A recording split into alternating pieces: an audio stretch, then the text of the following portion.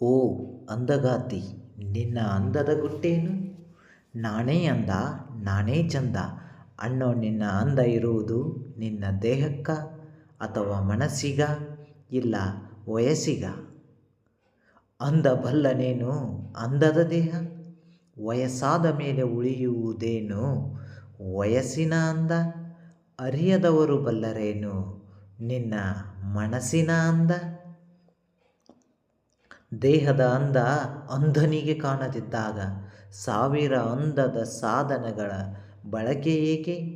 ವಯಸ್ಸಿನ ಅಂದ ವಯಸ್ಸಾದ ಮೇಲೆ ಅಳಿದು ಹೋಗುವಾಗ 4 ದಿನದ ಜಂಬ ನಿನಗೇಕೆ?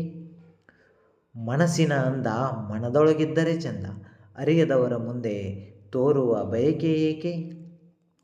ಅಂದಗಾತಿಯೇ ಕೇಳು, ಅಂದ ಇರುವುದು ಅಂತರಾಳದಲ್ಲಿ.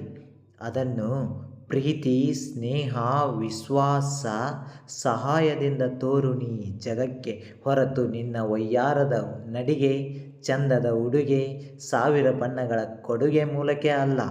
ಇಂತಿ ನಿನ್ನ ಅಂದದ ಆರಾಧಕ.